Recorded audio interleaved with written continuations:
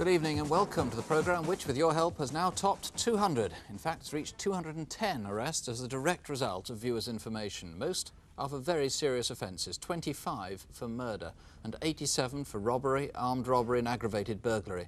In fact, of the 500 cases that we've now covered on the series, a third have resulted in arrest. And of those that have already come to trial, 5 people have been acquitted and 158 have been convicted. The detectives behind us are hoping that you'll see something tonight that will help do more to tackle crime. In this month's programme, we have, as usual, reconstructed 3 serious crimes in the hope that viewers tonight will recognise something. In Tunbridge Wells, in a car park used by courting couples, police are looking for a man who's turned from a peeping Tom to an armed rapist. In North London, Lionel Webb, an estate agent, was murdered in his office. Did you know Mr. Webb or any of his visitors that day?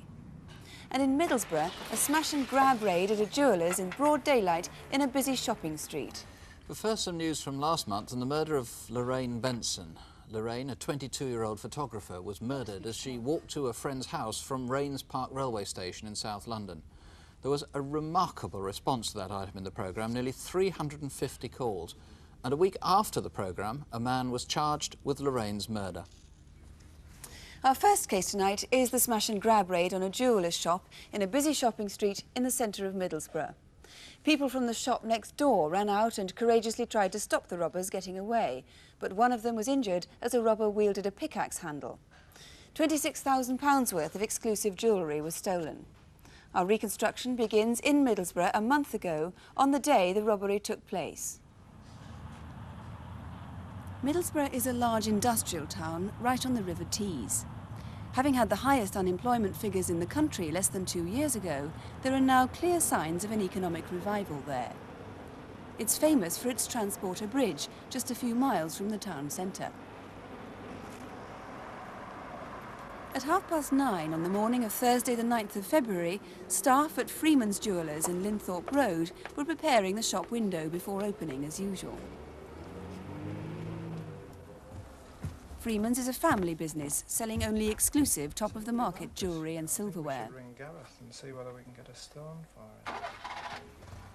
Sometime after 9:20 that morning, and less than a mile away from Freeman's, 2 cars were stolen. A light blue Ford Sierra disappeared from a public car park behind the Trooper pub in Wilton Street. And just round the corner, a red Ford Escort was taken from Southfield Lane, near Teesside Polytechnic. Just before midday, a witness saw that red Escort driving past the Dorman Museum in Park Road South. The car turned into Linthorpe Road, jumping a set of red traffic lights. 10 minutes later... Bob! Got Bob!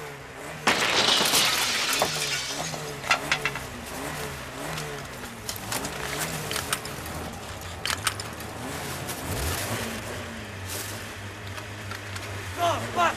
Get back! Away! Away!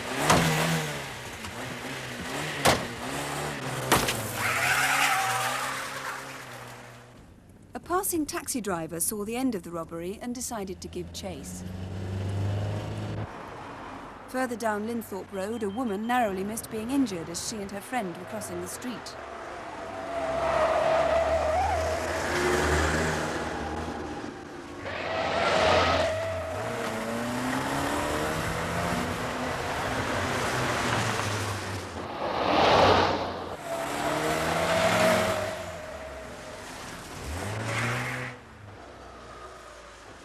I went straight down to the end, which is Prince's Road. I looked right, left, couldn't see any sign of them. So I went back out onto Linthorpe Road, round the block, back in through Clifton Street, and stopped at the top end of Pelham Street.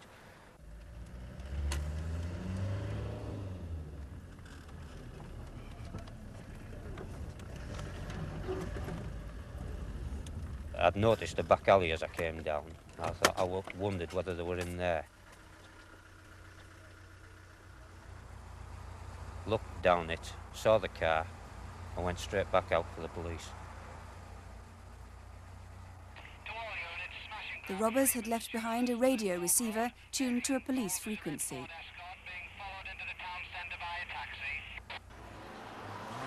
Just after midday, local witnesses remember seeing a light blue Sierra drive at speed into some private garages off Lansdowne Road, a mile and a half away.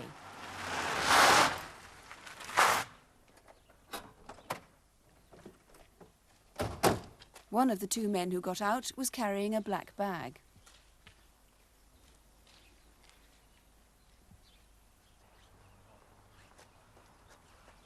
The two stood on the corner for a moment, apparently debating something, and then went back to the Sierra.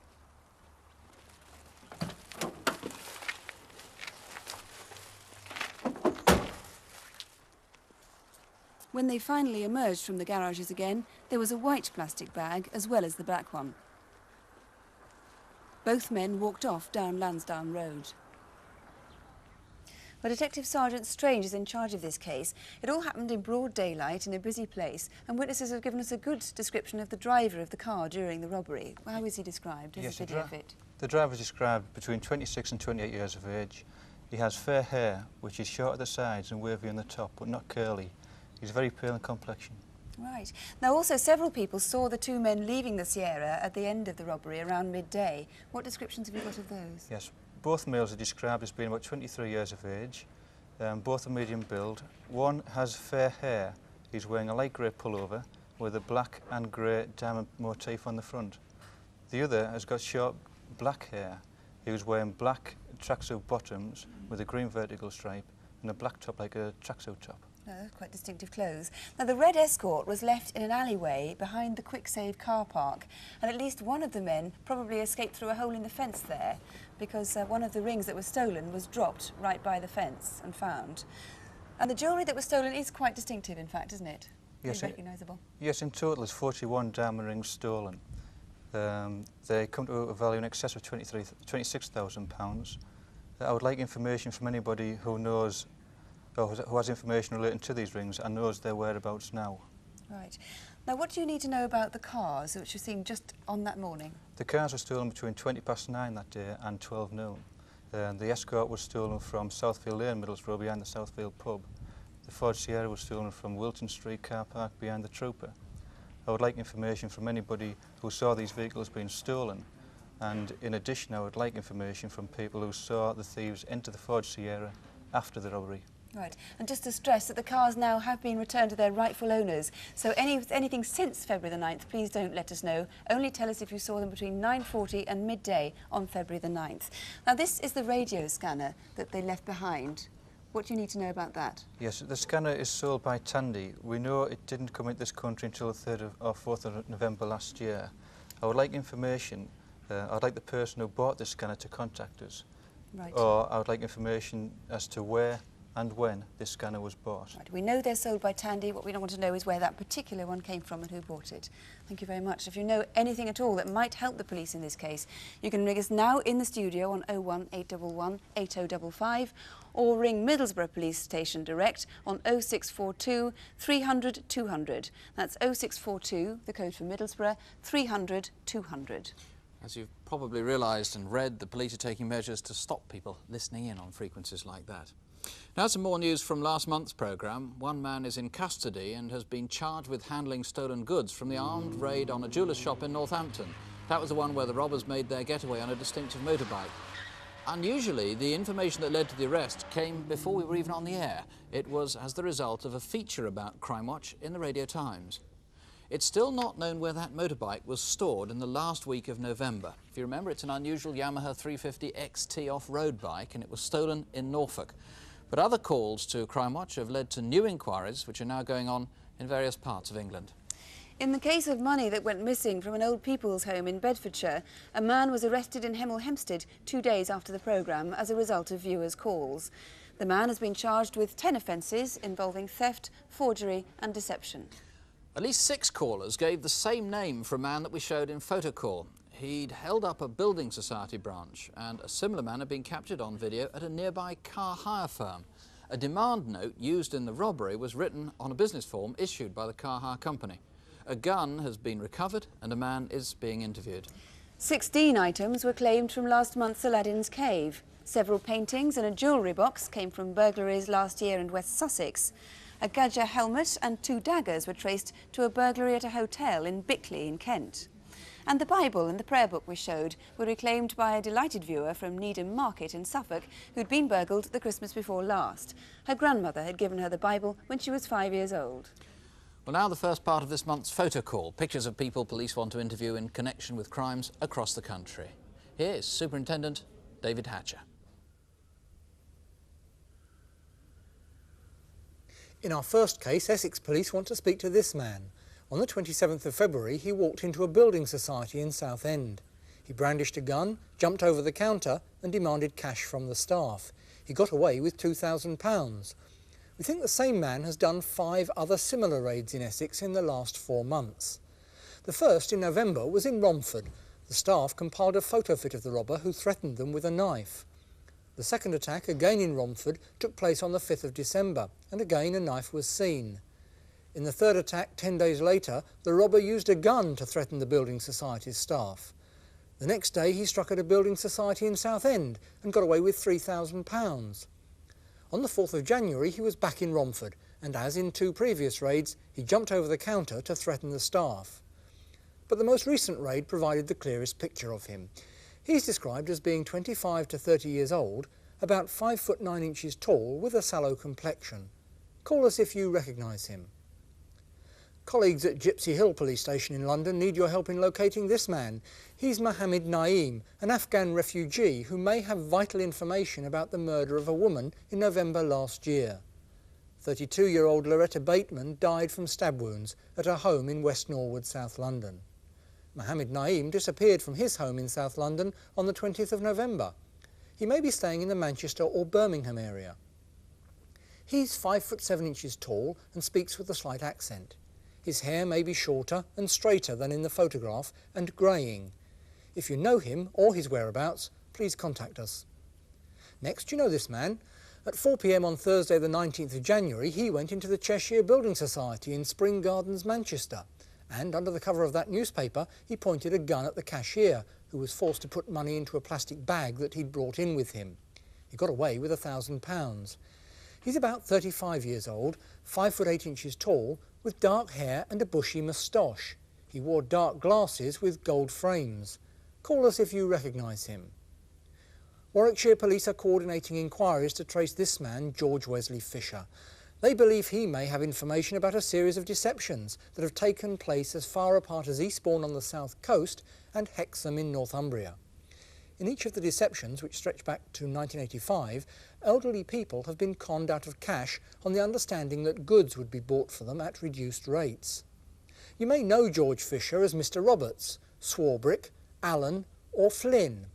He's 58 years old, though he looks older, 5 foot 10 inches tall, balding, with grey hair and tattoos on both arms. He's well built, has a northern accent and smokes a pipe. Call us if you can help with this or any of our other photo call faces. And here's the number if you think you can help, 01811 8055. That's 01811 8055. Our next case takes us to Tunbridge Wells in Kent. Since the middle of last year, there have been more than 20 reports of a peeping Tom seen at 2 particular car parks in the town, which are often used by courting couples. Last month, on the evening of February the 7th, a man got into a car at one of these car parks. He tied up the 18-year-old couple inside at gunpoint and then raped the girl. The victims have given us permission to use the words of their statements so that actors can tell the story. Some of the locations, the vehicles and all the names have been changed to protect the victims' identities. Here's Helen Phelps' report. Tunbridge Wells on the Kent-Sussex borders. It's a pretty Regency town, famous for its royal spa and the elegant Pantal shopping street. Rising up the hill and out of the town is a huge common, a mixture of sports fields and rough woodland with footpaths running through it. There are several car parks dotted across the common. Shoppers and walkers use them during the day, but after dark they're a favourite spot for courting couples. It's about 9:15 on Tuesday the 7th of February. The Kentish Yeoman pub in the heart of Tunbridge Wells. That'll be £2, please. Oh, cheers. Thank you very much. Greg Simmons and Jenny Howarth have been going out together for almost a year. tomorrow lunchtime I'll have a look at the brochures. All right, then. I'm not promising anything, but I'll have a We'll look. try. The couple left the pub after closing time and drove to the Fir Tree Road car park.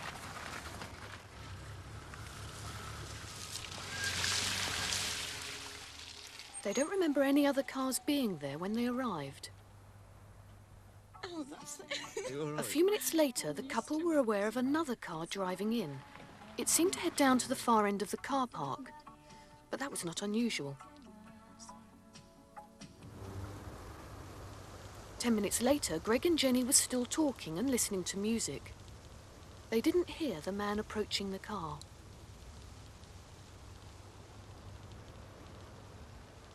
Holding them at gunpoint, he tied them both up, blindfolded them, and ignoring Greg's pleas, he then raped Jenny. Suddenly, the door clicked open, and I immediately realised I hadn't locked it. Is that what you would normally do? Yeah. And then what happened? Well, I had my back to the door and I was facing Greg. And I turned round and saw a long-barrelled gun pointing at us. Do you know what sort of gun it was? It looked like a shotgun. An incident room was set up at Southborough Police Station and a major investigation began. Appeals were made for other people who'd been in the area to contact police. The crime has shocked the normally peaceful community of Tunbridge Wells. It's 9 o'clock. I'm Paul Chandler. Police are appealing for help from courting couples who may have seen a masked gunman raping a teenage girl on Tunbridge Wells Common. From the scene of the attack... Calls have been flooding into a special police incident room set up yesterday after a horrifying attack on a young couple in Tunbridge Wells. As well as the press coverage, posters were printed displaying the number of a confidential telephone line for people to call with information. But what the police needed most were more witnesses. As the calls began to come in, it was soon clear that this was not the first such incident in that area. Fairly quickly, a pattern emerged of at least 20 sightings in the Fir Tree Road car park, going back as far as last summer. A great number of these sightings gave a description identical to the rapist and were of a man or men peeping at courting couples in cars there. A very disturbing aspect of it was that as time passed, this man was becoming bolder and bolder. The first sighting was in June of last year, but then the man ran off as soon as he was challenged.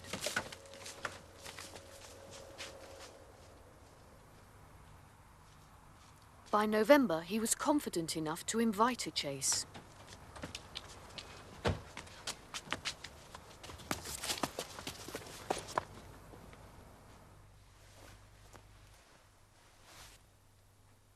In January of this year, he tried to get into a car. This time he stood his ground and taunted his pursuer.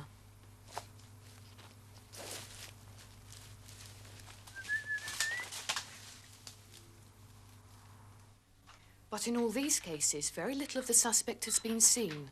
That is until the rape. He was of medium build. He was white.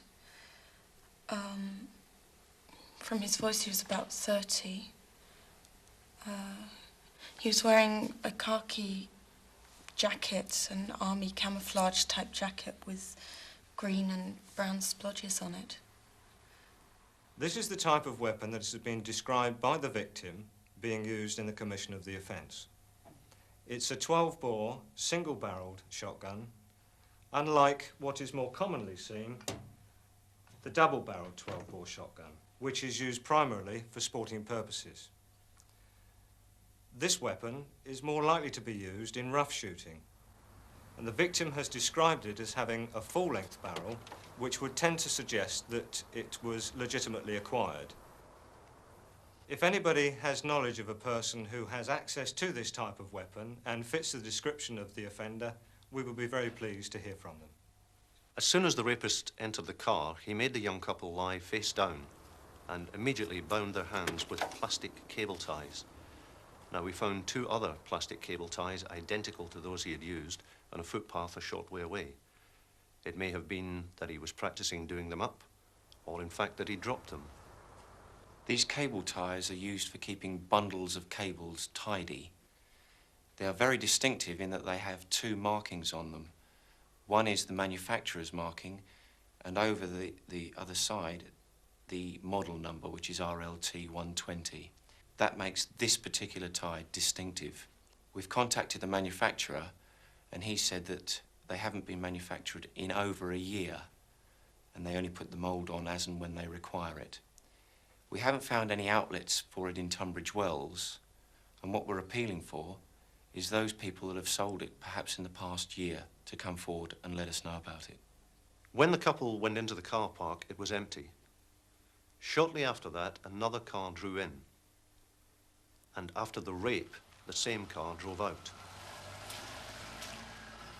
They caught a glimpse of it, and we can say that it's a lightish-coloured saloon car. Greg remembers that it had a smooth engine, around 2 litres in size. And there's one more important sighting. Witnesses have told us that around 11:30 p.m. on the night of the rape, a man was seen jogging up Fir Tree Road in the area of the car park. Now, this man could be a very important witness. We need to speak to him, and we're appealing to him to come forward. About 7 o'clock. In the incident room, detectives are sifting through the information gathered from the various sightings. Can you describe him? Well, how old for a start off? Would you say he was young? A picture of the man police are looking for is slowly developing, but they still need more information. There may be other witnesses who have not yet come forward. Someone must know this man. Perhaps you can help. Well, if you can ring us here on 018118055, or you can call the police in Tunbridge Wells direct on 0892 511 055. The code for Tunbridge Wells is 0892, the number 511 055. We're already receiving quite a few calls here to the studio on 018118055. Two particular cases seem to be getting some good results so far. On the Middlesbrough robbery at the jewellery store, a viewer has called in with a name for the driver of the Blue Sierra, and another caller thinks he recognises the man with the long blonde hair who we described. Helpful information on this Tandy receiver is coming in too. It's a realistic Pro 34 receiver. Also on our photocall case, one of our photocall cases, Mohammed Naim, a caller with potentially valuable information called but hung up, so we'd like him please to call back. A caller from Manchester has also rung about him with a credible sighting that's being followed up, and another viewer says he knows him from South East London up to 2 months ago, so investigating officer is following that one up at the moment as well. Well, now some more results from previous programmes. In October, we showed a picture of a woman who, with her boyfriend, had terrorised and robbed a 74-year-old man who was confined to a wheelchair. On February the 9th at Teesside Crown Court, she pleaded guilty to robbery and burglary and was sentenced to 3 years imprisonment. In that same programme last October, we showed a video of a robbery in progress at a building society office in East London. A number of viewers rang with the same name, and after a long search, a man has now been charged with robbery and possession of a firearm. And a similar video from our programme in October 1987 led to 3 arrests last month in connection with the bank raid in North London. Viewers thought they recognised 2 of the men, and they, together with a 3rd man, have been charged with attempted robbery and illegal possession of a firearm. And last October, we showed a video of a man who posed as a customer at a jeweller's in the Kensington area of London. He picked up an expensive ring and ran out of the door with it. As a direct result of viewers' calls on the night of the programme, a man's now been arrested and charged with theft. Well, now to this month's incident desk. Can you help find the luxury cars stolen from outside a Berkshire factory? You'd know them if you've seen them. They're only 6 feet long. The violent hijack of 2 lorries. Why was one of them abandoned with thousands of pounds worth of cargo left on board? And in Norfolk, can you help find the mystery fraudster who lives a life of luxury on other people's money? With the details, here's Superintendent David Hatcher. First, we need your help to solve the murder of 43-year-old Alan Ellis from Hackney, East London. On Saturday the 20th of August, he left this pub just after 11:30 p.m. to walk the short distance to his home on the Jack Dunning estate. As he approached an alleyway on Churchill Walk, he was attacked by 2 men. He was savagely kicked and punched to the ground by his attackers and died of internal injuries the following day. Both attackers were black, and one was wearing a distinctive yellow and green jumper like this. A ring similar to this one was taken. The one belonging to Alan Ellis was cracked across the middle. 5 days later, this man tried to sell an identical ring in a local jeweller's. He's about 20, tall and slim. So if you recognise him or you've been offered that ring, call us now.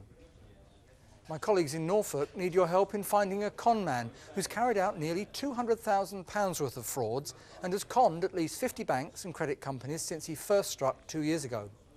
He's in his 40s, 6'2" to 6'4" tall, well built with brown hair, usually smartly dressed, and he speaks with a soft Lancashire accent. He's believed to be married with 2 teenage girls and a son aged about 5. We think he may have used at least 3 cars, including a silver Range Rover with a horse mascot. The registration number is A894KGV. Also a green BMW, registration number C472YYG. And a silver Vauxhall Nova, registration number F551UFL. He uses various aliases based on the names of innocent people, such as Graham David Lord, David Waters, Robert Hughes and Andrew Quayle. Please ring us if you think you know him or his whereabouts. Next, the raid on a Bristol warehouse in which robbers stole over £25,000 worth of goods. On the evening of Thursday the 1st of December, a lorry arrived at this trading estate in Bristol. It had travelled down from Birmingham and was carrying household electrical goods such as televisions and hi-fis. At 5:30 the next morning, 2 employees were checking delivery notes. Lie on the floor. Get down on the floor. Down. The robbers used a distinctive red and blue scarf to bind their hands, which they then covered in parcel tape. Then they were locked in 2 cars parked in the warehouse.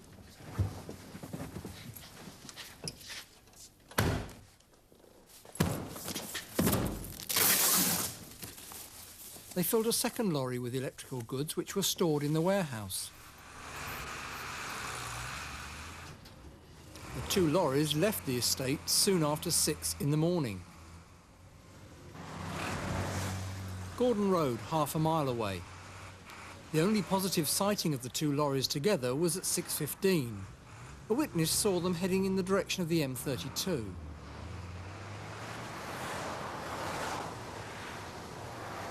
From the M32, we think they headed east on the M4. In the meantime, the 2 employees had released themselves and alerted the Bristol police, who warned neighbouring forces of the stolen lorries. Membry Services, it's 10:15 a.m. Reference the stolen lorry from Bristol, the toll gate, Echo 684 Lima Oscar uniform. We found it on the eastbound Membry lorry park. Further instructions, please. The lorry's load was still inside. We think the Coles lorry continued up the M4 to London. 7 days later, it was found abandoned and empty in Palace Road, Streatham in southwest London. If you can provide any information about this robbery, please ring us now. My colleagues in Hampshire need your help to trace a rapist who attacked a mother and her daughter in January of this year. About 2 o'clock on the morning of the 4th of January, the 2 women were walking along Cove Road towards Fleet. Just by the roundabout at Bramshot Lane, a man joined them. He told them his name was Steve and his car had overturned nearby. Well, when they reached a more isolated part of the road, he pushed both of the women to the ground, indecently assaulted the daughter and then raped her mother. The rapist is white, in his early 20s, 5'8" to 5'9" tall, with dark collar-length hair. He may have a scar or mark on his right cheek. He was wearing a blouson-style leather jacket and light-coloured trousers. We also need to trace a gold or beige-coloured car similar to a Mark IV Ford Cortina. It was seen in the area just before the attack. If you can help, please get in touch. Finally, these cars stolen from Berkshire. Well, no self-respecting yuppie would be seen driving anything less than one of these very classy vehicles. Sadly, they're a bit beyond my price range, even though they're the children's size versions of the real thing. They're petrol-driven, have authentic controls and cost nearly £2,000 each. 4 cars like these were stolen on the night of February the 1st. The thieves took 2 red Porsches, a black BMW, but the Mercedes they took was a red one. They'd been parked in a trailer outside a company called Hope Works in Sunningdale in Berkshire when they were towed away by thieves. Each of the cars has its own stick-on number plates and a serial number etched on the near side chassis and in the boot. If you've been offered one or have seen them on sale, well, we'd like to hear from you. The number here is 01811 8055. That's 01811 8055. There's more news coming in from phone calls. Mohammed Naeem, more sightings of him in Manchester, at least thought to be him. On the Manchester robber, 3 callers have given names for the man who robbed a Cheshire Building Society back in January. And on the Tunbridge Wells rape, we've had really quite a large volume of calls giving police accounts of Peeping Tom incidents in that area and indeed further afield, which are very much welcomed by the investigating officer. And we've got some information on the ties that were used in that as well. Now, if you can think back to 2 weeks before Christmas, were you in North London, perhaps driving through Stoke Newington? Stoke Newington is on the A10, one of the main roads to the city from the north. On Sunday, December the 11th, you might have noticed that an estate agent was open in Evering Road. Or maybe you knew the proprietor, Lionel Webb. A Barbadian by birth, he'd lived most of his life in Birmingham, then moved down to London in 1985. On that Sunday, at around the close of business, with the lights in his office blazing, Lionel was murdered in full view of the street.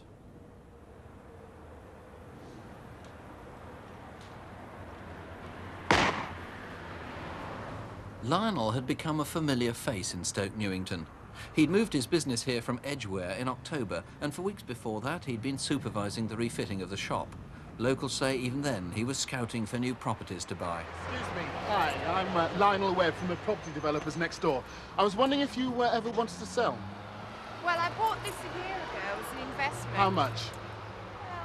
Well, 36. Well, I'd be more than willing to double that to 75.80. Yeah? Well, listen.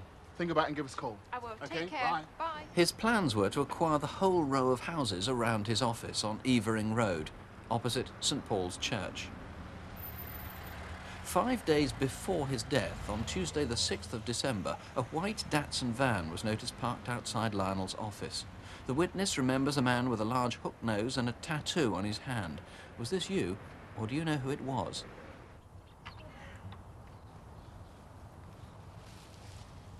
Lionel worked 7 days a week, and at 9 a.m. on the fateful day, Sunday the 11th of December, he set off from his home in Mill Hill. He was carrying a briefcase and a black plastic bag. About 11 o'clock on that Sunday morning, a man wearing a dark woolly hat got out of a red car and went into Lionel's office. Then there's a gap in sightings. Where did Lionel go that morning? Because about 2 hours later, at 1:30, he was seen returning to his office. And he was seen to look up and down the road before entering.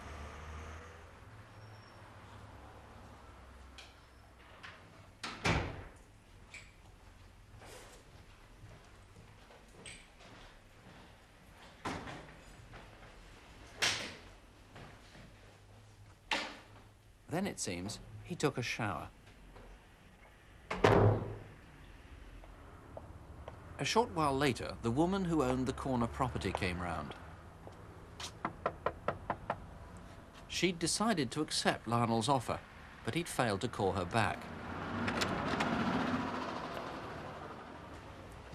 Where have you been? I waited in all day for you on Thursday to contact me. Listen, I'm sorry. I've got the money and the deal can go through, okay? Cash? 80,000. When? Come here tomorrow, we can sign the papers. Okay. See you. Talk to you soon. Okay, take care.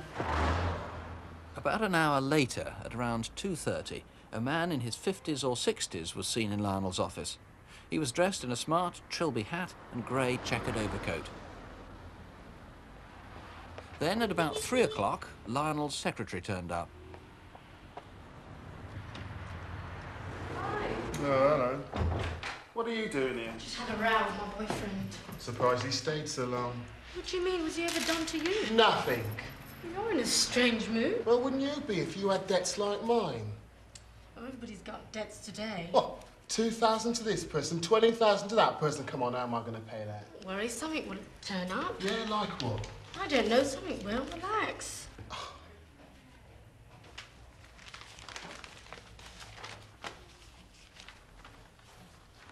Lionel had promised to help his secretary buy a car, and she'd arranged for one to be brought round at 4 o'clock.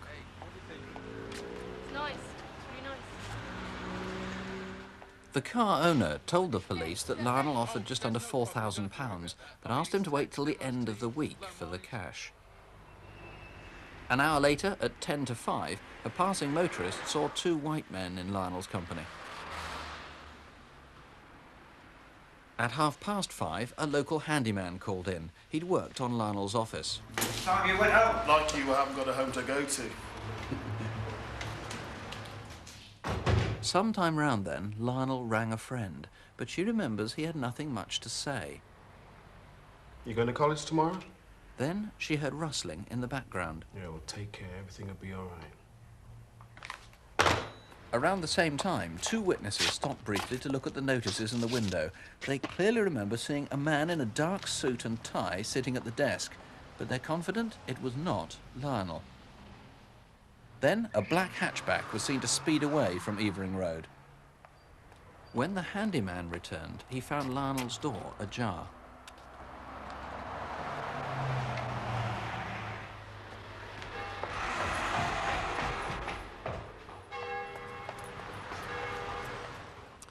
Bill Cutts, why? What was the motive?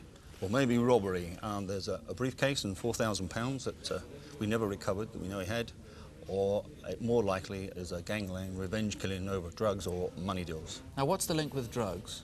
Well, in the back of the shop after the killing, the police arrived, they found 2 kilos of cannabis resin.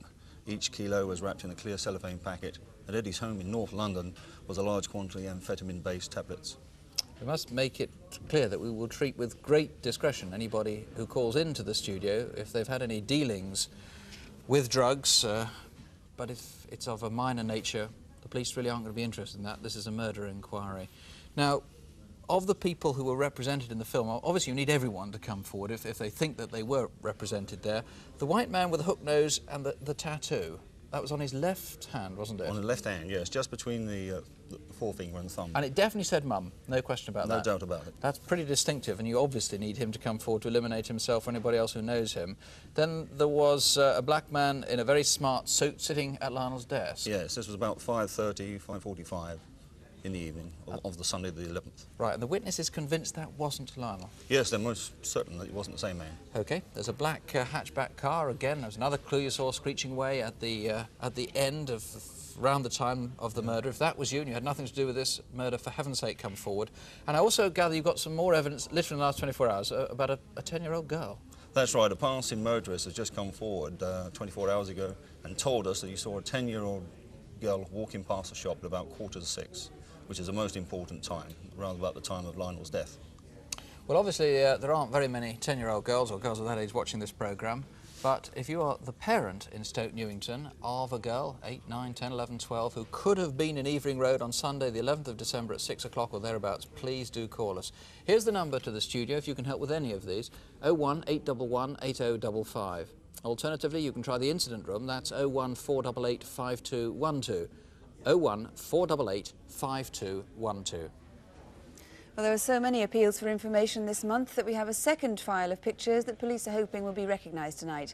With more from Photocall, here's David Hatcher. First, do you recognise this man? His name is Karl Ronald Strauss, although you may know him as Kurt Kemper, Jürgen Riedler, Karl Schneider or Karl Hartmann.